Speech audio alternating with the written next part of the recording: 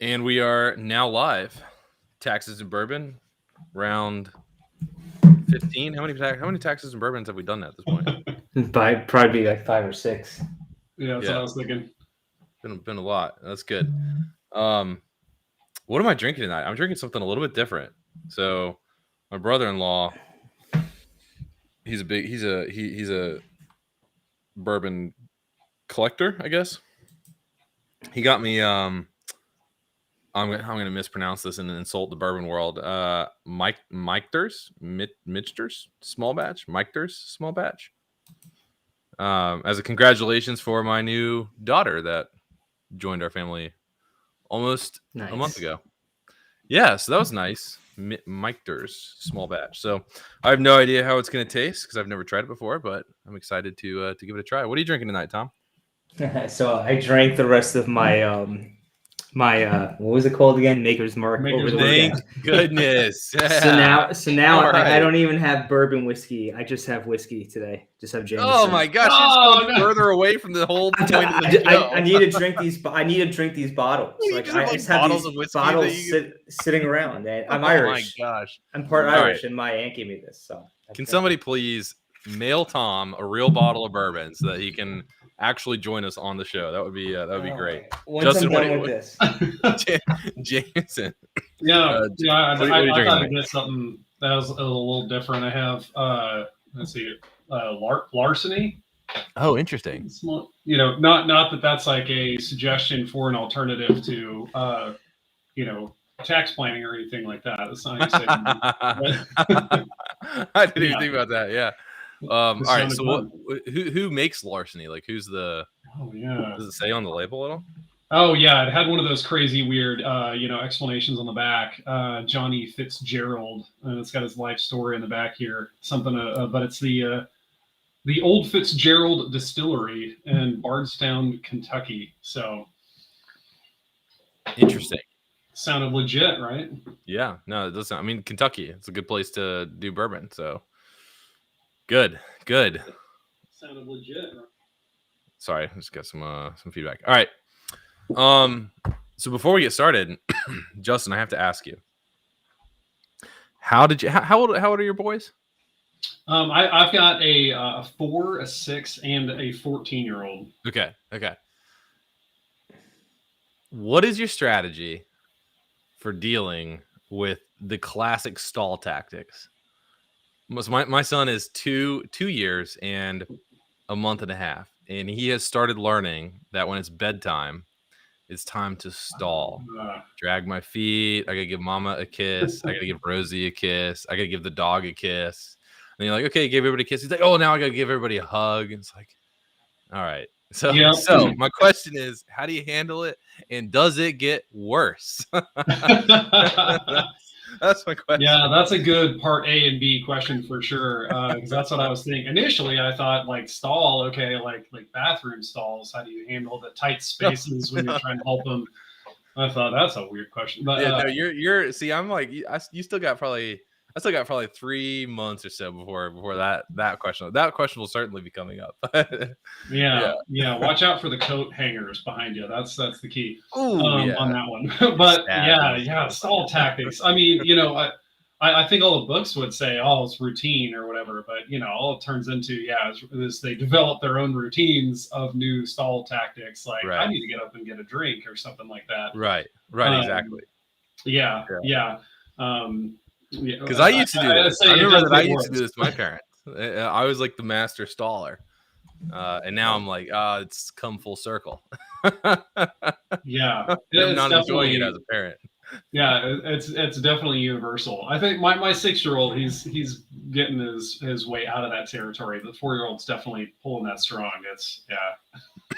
Got it. His new tactic is figuring out like I'm going to find a really great place to hide this stuffed animal that they know is crucial to me. That way they have to look everywhere, help me find it or whatnot. Nice.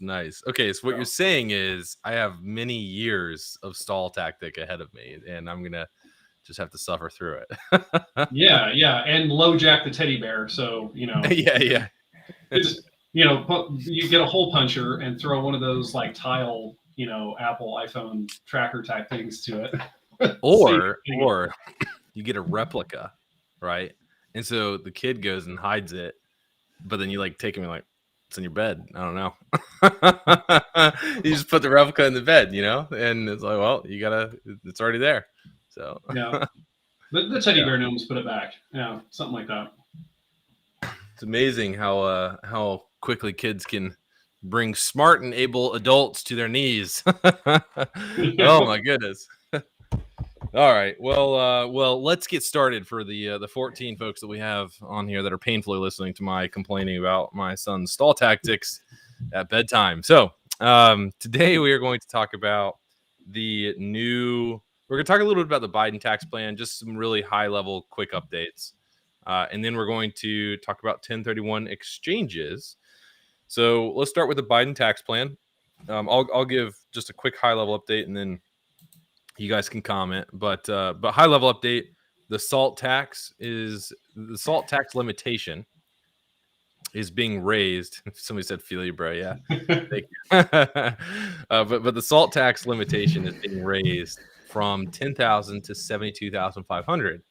So what is the salt tax back in 2017 when Trump put the Tax Cuts and Jobs Act into place? They reduced the salt tax to $10,000 or added a salt tax limitation, I should say. There wasn't previously no limitation. So they added this limitation that you could only claim state income and property taxes up to $10,000. So if you had $100,000 of state income and property taxes, you could only claim 10,000 of it on your Schedule A itemized deductions. And that hurt a lot of people, hurt obviously rich people who are making a lot of money or own a lot of personal real estate. Also disproportionately hurt people in blue states like California, New York City, New Jersey. And there were like some reports that were coming out that it was actually a great Republican strategy to punch the other side in the face and really hurt their constituents. So it's been interesting to see play out, nonetheless. But now it is being proposed. It's in the Biden tax plan, and the limitation is being raised from 10,000 to 72,500. So if you were in those states, the high tax states, property taxes, or state income tax states, now you might be able to get some of that, get some of those income taxes deducted on your Schedule A. So that is it's retroactive to January 1st, 2021. So 2021 will count, which is cool. And then obviously going forward it'll count as well. There's a little bit of pushback. I think it's Bernie Sanders was pushing back, like the way. Well, sorry. the way progressives, not the way, like the people on the far left were pushing back on it, kind of saying like, you know, it's just a freebie for the rich. But it seems like it's a relatively well received part of the plan. Another thing that changed was the IRA rollovers. And so the backdoor Roth IRA rollovers are no longer going to be allowed. Basically, you're not going to be able to roll over any amount that you contribute, any amount of non-deductible contribution that you make to an IRA, a traditional IRA. You're not going to be able to roll that over anymore into a Roth IRA. And that is starting on 12/31/2021. Oh, sorry, January 1st, 2022. So you can do rollovers right now, but you can't start next year. And then on the positive side, and Tom and I kind of detailed this on the podcast that released today. So if you want more details, go there. But there's a $12,500 tax credit, a new tax credit, $12,500 for EV vehicles, or I guess EV vehicles that's saying it three times, right? It's an e-vehicle, electric vehicles. So as long as if it's an SUV or a truck, the purchase price has to be less than $80,000. If it's a car, it has to be less than $55,000. So you're not gonna be able to go buy like a Model S. That's what Tom and I were looking up while we were filming the podcast. We were like, wait, what's a Model X? You know, or a Model Y cost? And those are out. You're not gonna be able to get those. But if you buy an electric vehicle under $80,000 or under $55,000, if it's a car, then you can use this entire $12,500 cap. And there's some like caveats. It has to be made in America and to get the full cap. You also have to be below certain earning thresholds, which I've subsequently forgotten, but we talked about them on the Real Estate CPA podcast that dropped today. But that's pretty cool. That was pretty cool to see. It means a big push for everybody going green, essentially. They also have a similar credit, but for used vehicles that you purchase. So that 12,500 is only if you buy it off the lot. But like if Tom's got an electric vehicle and sells it to me, then that's a used vehicle, and I can get up to a $4,000 tax credit for that. So still tax credits there too, which is also new. But these are new tax credits. So you're like, a lot of people think, oh well, I bought a Tesla, and I bought one of the however many you had to buy or whatever, or however many had to be sold before this tax credit phases out. I was in that, so I get the $7,500 tax credit. Well, this $12,500 is going to be on top of that, is my understanding. It's a brand new credit. So so really cool, really cool stuff, especially for people that are interested in buying electric vehicles. It'll be interesting to see how Tesla's stock price reacts, to that. Oh yeah, I heard it's overvalued by $1 trillion already. And yeah, but so Tesla's already overvalued by $1 trillion, but then this comes into play and gives everybody, there's no limit on it, right? Anybody that buys an electric vehicle gives them all this like buying power. Basically, what does Tesla's stock price do? Well, it's probably going to shoot up. I don't know at this point that stock prices are actually based on reality anymore. They're just based on market psychology, which is kind of gone, crazy. The real question is, what is Nancy Pelosi's husband doing? And that's not to get political, but Nancy Pelosi's husband, apparently there's this whole like Reddit group that follows his trades, and if you follow his trades, you end up making like 20 to 30% on these trades. And so like, like the theory is like, well, she's feeding him information and stuff like that, but or he's just a brilliant trader. Either way, but is he buying Tesla? Is he buying Tesla? That's a good question. I ran a back test not too long ago. If you invest 30,000, yeah, you're on it. Yeah. Basically, if you invested $30,000 in Tesla and you dollar cost averaged $1,500 in per month, like over a 2-year span from 2019 to today, you'd have $1 million.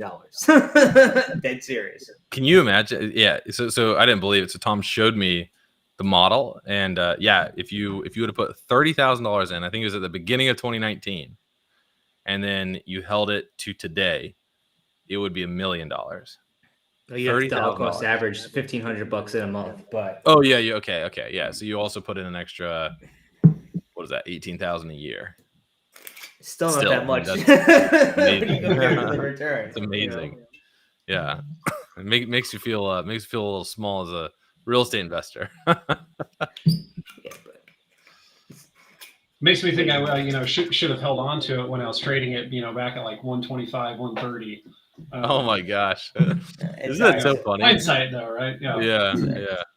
I used to do that too when I was at when I was working at one of the big 4 companies. I used to trade during the day, and the same thing as like Amazon, just stuff that you should have just bought and just sat on. Hell yeah. Yeah. Just buy it, leave it alone, walk away. Yeah, I'll just briefly what I'll just say is this. The biggest thing is if you're going to trade, you might as well not trade. You might as well just put your money in and let it sit there, because even if there's a crash, the market is going to go up in the long run. It's the one thing I learned over the last year. Yeah. Park your money, forget about it. No knee-jerk reactions. Yeah, that's for sure. It's very, very tempting to tinker with it, but bad idea. Yeah. Yeah. So the Biden tax plan, I expect that to be signed into law. I think the projection is before Thanksgiving. So the votes will probably happen next week, and then it'll be sent to the president's desk to sign into law before Thanksgiving. So just be on the lookout for that. There might still be some changes. There's also a chance that the entire bill could just be tanked, because I think Senator Manchin's he's still a little wishy-washy on it apparently. So, yep. But anyway, 1031 exchanges. Justin, this topic was your idea, so tell us what you want to talk about. Yeah, you know, one of the Facebook users on in our tax smart community there had posed the question of, you know, what, you know, we fairly regularly get the question of, you know, if I have a rental and I turn it into a personal residence, you know, what happens? Is that okay? You know, or vice versa. If I have a personal residence and I turn it into a rental, what does that look like? This particular person's question kind of added a layer of complexity to it, and that they said, you know, what if I were to 1031 exchange, you know, into a new rental property, but then some, you know, period thereafter converted it to a personal residence, you know, at that point in time. So, and there's it seems like there's a good amount of, you know, question around 1031 exchanges. You know, maybe not quite that complicated, but that's just what kind of got me thinking about that topic today. Yeah, so there's a rev proc out there. I don't know the exact rev proc. It's 2018- something, but it's very Googleable. If you find it, it'll be right there. There's a 2-year period. There's a 2-year period. If you rent it out for a consecutive period of 12 months back to back, so 24 months, then you can move into it. The IRS cannot challenge your position after the 2 years. There you go. Find that rev proc. All right. Right this second. Exactly. You can find it right now. No, yeah, that's cool. Isn't there one out there for vacation homes too? And it's I think it's like for vacation homes it's a little bit different, where you can 1031 into a vacation home that you're going to use personally, but for the first 12 months your personal use cannot exceed 14 days. And then thereafter you can rent and personal use, and it's fine. There's a rev proc out there on that too. A rev proc means revenue procedure, by the way. So these are things that the IRS develops to document their like rules and procedures and things like that. So that you can rely on. It's rev proc 2008-16. Yeah, rev proc 2008-16. You were a decade off. You said rev proc 2018. Did I say 2018? Yeah, you said 2018, man. Yeah, you know, 2008, 2018. Yeah, Jameson's getting to you. It's gonna hold it for 2 years as a rental. All right, so how's it work? So you gotta hold the replacement rental for 2 years, and then what? You have to hold it for okay. Here's what it says. I mean, here's pretty much what it says. The dwelling unit has to be owned for at least 24 months before. Okay, hold on. Let me get to this part. Okay, within 24 period of 12. No. Okay, I'm just reading it and regurgitate it. Okay, basically, you have to rent it out for a period of two consecutive periods of 12 months. So that means you have to rent it out for 24 months straight. And then after you rent it out for 24 months, you can move into it, and the IRS can't challenge your intent to hold it as an investment property. Got it. Okay, so it's like a safe harbor. Yeah, it's a safe harbor. It basically says if you buy it, you to do the 1031 exchange, you rent it out for 2 years. Is essentially what it's saying. Then at the end of the 2-year period, you can move into it as a personal use property, and the IRS can't come and say, you know, your intent. You can't mess with your intent. Now, depending on who you ask, people say you could do that before that, but you're just not going to meet the safe harbor, and you're putting yourself at risk for the IRS to challenge you. This is safe harbor says the IRS cannot challenge you after the if you follow the safe harbor. So for those that are just joining us, we're talking about 1031 exchanges. If you 1031 exchange a rental into a new rental, but that rental that you're exchanging into, you eventually want to make your personal residence, can you do that? And Tom's saying that there's a rev proc out there, 2008-16. Yep. 2008-16. Rev proc 2008-16 that says that you can do that. So you can sell a rental, 1031 the proceeds into the next rental, and then make that next rental your primary residence, as long as there's a 2-year hold period on it. So you got to rent it out for 2 years. But for those that just are maybe unaware, what is a 1031 exchange? Explain what a 1031 exchange is. Right. So 1031 exchange is when you sell a rental property or an investment property, a property that's held for business use in an active trader business, which could be a rental property for our purposes here. And you can defer the capital gain by investing all of the sales proceeds plus replacing your mortgage if you have a mortgage into the next property into usually what's a larger property, and you basically defer the capital gains tax. You do not have to pay the capital gains tax if you use the 1031 exchange. Yeah, and I think it's important too, just to add in the avoiding depreciation recapture as well, because that's kind of the other question that comes up a lot with these is, does it make sense to do a cost segregation study if I'm planning on, selling this property in 4 or 5 years? And, typically the follow up on that would be, yeah, again, Tom's point there is, huge time value of money, of course. But then by utilizing the 1031 exchange and avoiding that depreciation recapture, and you're reinvesting those proceeds into the new property, you're getting your way around that as well. Yeah, I mean, the 1031 exchange gives you more buying power at the end of the day, because depends on how you manage your cash flow. But if you figure the fact that if you sell a property outright, generally if the property perform well, you're going to have a capital gain. You're going to have capital gains tax, and you have to take your cash that you have and use that to pay the IRS and the state on the capital gain, right? But if you can defer that and not have to worry about that, you could purchase a larger property because you could put a larger down payment presumably on it. So that's pretty much what a 1031 exchange allows you to do. Got it. In a nutshell. Good explanation. Good explanation. All right, so we got Michael Lyons.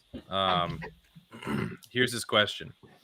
Please explain how one spouse who is a legitimate real estate professional, that's what rep means, the other spouse is allowed to contribute to the 500-hour material participation requirement. Can you provide a few different examples? Right. Okay. I think I can take this. All right, ready? Okay, so let's say your spouse is a real estate agent, right? And they work 750 hours, and their entire let's assume their full-time job is a real estate agent. They don't work in any other business, and they work 750 hours as a real estate agent. They qualify as a real estate professional, right? Independently by themselves, they qualify. But now, just because you qualify as a real estate professional does not make your rental losses non-passive.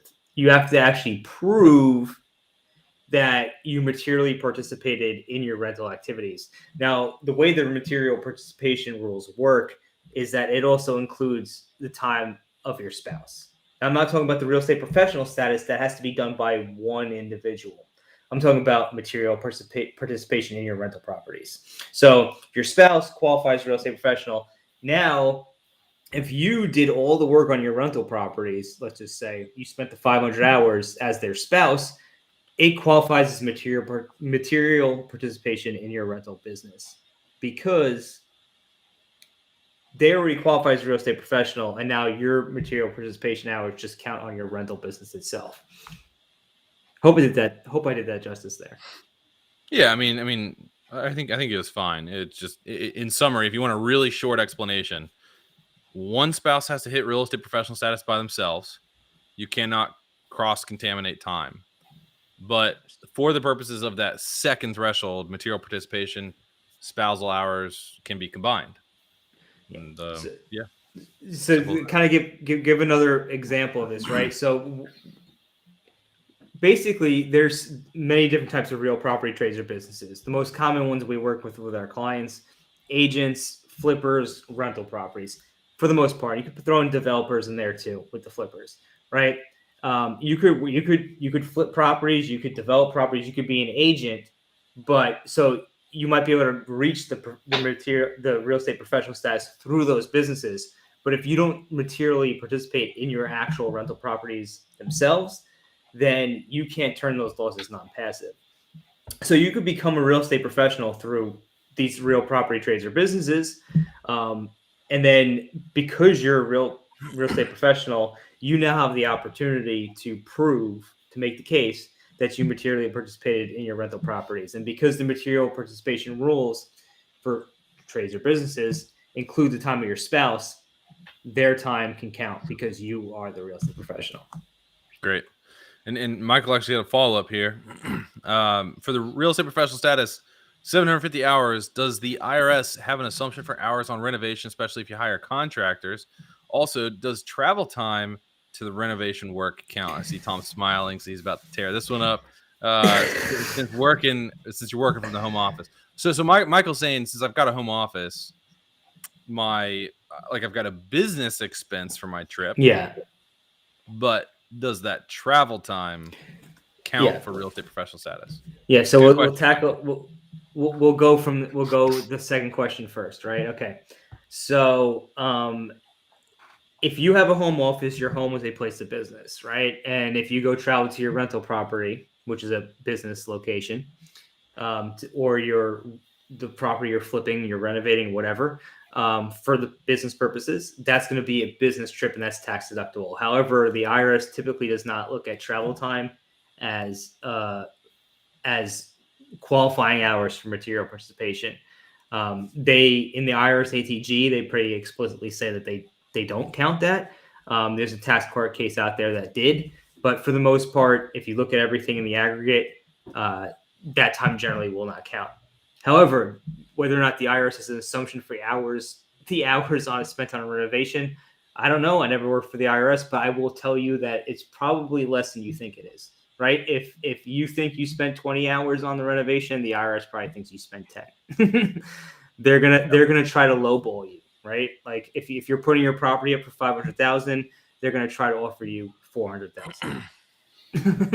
Yeah, and I to that point, I think it's important in a lot of these court cases where the reasonableness of hours that come up. It's interesting, when you read some of these summaries on these tax court cases, because it really gives you some more insight into the way that they actually think, and you start to realize, oh my gosh, yeah, there actually are human beings, sitting on the other side of that desk or whatnot, kind of like levying their judgment on these situations, and they basically, repeatedly have said, in not so few words, we're not stupid. We know that certain tasks don't take an hour, or so. And what that all kind of boils down to is make sure it's reasonable. And as long as you've got proper documentation, you can substantiate the time that you're spending on that renovation. Great.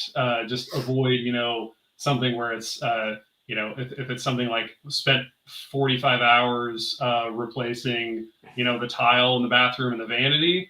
Yeah, that's going to get called into question in a heartbeat.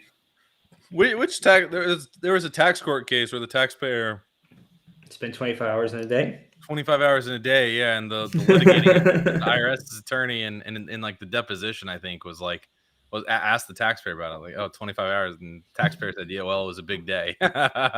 You kidding so I me? I guess the law of physics operate differently in your kitchen than anywhere else. I don't know if you guys know My Cousin Vinny, but it's a reference. Yeah, no, I don't. Is that a show? Is that a show? You never watched My Cousin Vinny? No, I never watched it, man. I live in North Carolina. I don't live in New York. You never watched My Cousin Vinny? Everybody watches Wally now. I swear to God. My Cousin Vinny. I've never even heard of the show. I don't even Joe Pesci. It's a movie. It's a movie from the 90s. Oh, it's a movie. Joe Pesci is the leading role. And it's about a lawyer who represents people in front. He's a lawyer and he goes and represents his cousin who has a murder case somewhere in another state. And one of the guys says he's making grits, and it took him 5 minutes to make grits when normally, like, I don't know if I'm paraphrasing here, it takes 15 minutes to make grits. And he goes, so in the tax disposition, he said, well, it took me 5 minutes. And he goes, well, I guess the laws of physics work differently in your kitchen than anywhere else in the world. I'll have to go check it out. Where can I watch it? Like Netflix, Hulu, something like that? My Cousin Vinny. Let's Google it. Yeah. Joe Pesci, I think, was all you needed to know right there. But I appreciate the additional explanation. It's on Hulu. While he was looking for that, that court case where the taxpayer claimed the 25-hour day on their time log was the Escalante versus Commissioner. Yeah. And I love that. Yeah, the wording that was in there was that they said the tax court doesn't live in a vacuum. So that was my paraphrasing as, we're not stupid, but yeah, it was kind of the way that they were phrasing it. Yeah, that's good. I feel like Tom's been personally attacked right now because I haven't seen this movie. I mean, you live in Long Island, though. I mean, that makes sense. I'm a New Yorker, man. I'm a New Yorker. I'm an Italian. I'm half Italian, right? So I have half Italian in me. And you got to watch My Cousin Vinny. Anybody who's not watched My Cousin Vinny, worth a watch. But what I will say on taxes is this: what I've learned is that a lot of people think they can get around the IRS, but the IRS or just taxes in general. But they thought through. I mean, some of these new crypto things are very new, breaking ground, but real estate's been around for a very long time. They figured it all out. If you thought about a way to get around it, chances are they've already plugged it for the most part. So yeah, or worse yet, there's other taxpayers who thought they had figured it out, and they've tried it, and the IRS knows what to look for in those tactics and stuff like that. Yeah. Don't let your ego get in the way. They probably figured it out. Yeah, seriously. Yeah. Their staff with really smart, not only agents but attorneys as well that help them write all this stuff. So you got to be careful. All right, well, here's another one I'm going to lob up for you, smart gentlemen. When you sell a property, just because 1031s is our theme tonight, when you sell a property that you used a 1031 for and you break the 1031, what is the recommended strategy to offset the taxable event? I don't actually really understand the question fully, but I think that they're just talking about what happens if you have a failed 1031. What do you do at that point? Yeah. And if you had a failed 1031, whether or not like your maybe your replacement properties that you identified, you just couldn't close on them, or maybe it was some part of the process where it was broken, like if the funds weren't left with a qualified intermediary or something along those lines, so it's going to be disallowed. I would say generally, depending on all the other circumstances at play there, is you're assuming, even if you're not, real estate professional, chances are that the reason why you're pursuing the 1031 in the first place is you're looking at a considerable gain on that property. And the thing to remember is that gain is going to be, it's on a passive activity. So you've got an opportunity there as far as being able to acquire properties, later in the year. Really a little bit freed up from the constraints of the 1031 exchange, because now you're not tied to necessarily your identified properties either, or potentially being able to locate multiple properties. But you could close on properties before the end of the year and engage, in cost segregation studies to maximize your bonus depreciation eligible, items or components on the building. And, in a situation where you're not, in the past, if you're not a real estate professional and that you're that bonus depreciation might feel like in the past it was not unusable but had less utility to you. In this particular situation, you would, because you've got this large passive gain that you can now offset with large passive losses through those cost seg studies. So that'd be the number one suggestion that I would have. Yeah, that's in line with what I would recommend as well. Good stuff. All right. Yeah. Last question of the night. And to make it interesting, Tom, I need you to answer this question in the most Italian accent you can answer this question. So just since we're on the topic of My Cousin Vinny and all that stuff. So most Italian delivery, just go. Forget about it. Okay. Do you guys know if I can 1031 from a condo to buildable land, no structure, most Italian accent answer, go. Absolutely. I don't know. I can't oh, come on. I want to say forget about it, but you can do forget it. About it. You can though. You can 1031 exchange. Where's the Italian? Come on, man. Like let's I'm trying to think of something. I gotta say. I feel like you gotta start it off with okay. I have Italian phrases I can't say them on air. So look, here's the deal. The PG version. The PG. Okay, take the land. Okay, and take the condo and just 1031 exchange into the land. It's just that simple. I wish I had more Italian things. I would like to hear from the crowd on how that scale of 1 to 10. How was that Italian accent?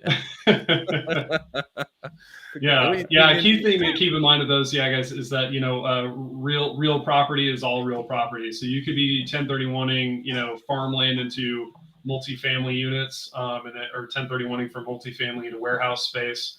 As long as it's real estate, then it's going to qualify under that. rollover ID. We got some lag from the Facebook. Good stuff. And that is it. So we're gonna have a webinar on the Biden tax plan for our Plus and Pro plan subscribers at taxsmartinvestors.com. That webinar will be coming up probably around Thanksgiving, somewhere around there. The Biden tax plan's got to be signed into law first, but it'll be a special webinar. So if you want to get access to that webinar, go to somebody got you at a 2, man. Yeah, that's what I was thinking. Oh, come on, forget about it. Get out of here. Get out of here. Get out of my Facebook group. Amazing. Oh my god. Gotcha. See, you got to work on that, man. You live in Long Island. I don't understand. I thought it was just gonna be like a natural thing for you. Just no, it's hard. It's hard because professional Tom. It's hard. It's hard. It's hard. It's hard. I'm getting in some gold chains at Patchouli. That's all I'm saying. All right. Well, anyway, guys, if you want access to that webinar, go join taxsmartinvestors.com. Make sure you subscribe to the Plus or Premium plan. We do live Q&As once a month and workshops once a month for our Plus and Pro plan subscribers. So you get a lot more than just access to that webinar. But you can go check it out. Yeah, we'd love to have you. And this Thursday, 7 p.m. Eastern, we're doing the first Q&A, live Q&A for TaxSmart insiders. If you want to be a TaxSmart insider, go ahead and subscribe to a TaxSmart Plus or Pro subscription, and you'll get access to that. We're hosting it on Zoom. If you're already a TaxSmart insider, please go ahead and check out an email we recently sent out, or check out the Facebook group to register for the event on Zoom. If you're not already a TaxSmart insider, go become one. Become one. You'll have. And we'll be here next week for this group. We're running these every Tuesday at 7:30. And I think I kind of figured something out, guys, while we were doing this. I kind of like the whole, like, people asking questions and me being able to, like, throw up this, the person asking and then the question. I did too. Yeah, we're gonna keep showing that one. So anyway, so I think what we should try in the future is me, like, just kind of hosting it, letting you guys kind of riff back and forth on things like that, because I kind of like that. And maybe we can, like, gamify it a little bit too. I was thinking of, like, America's Funniest Home Videos, how they would, like, that's where I got, like, Tom, say it in the most Italian accent you can say it, it's like just making it a little more. Get out of here. Get out of here. All right, yeah, get out of here. All right. Whose line is it anyway?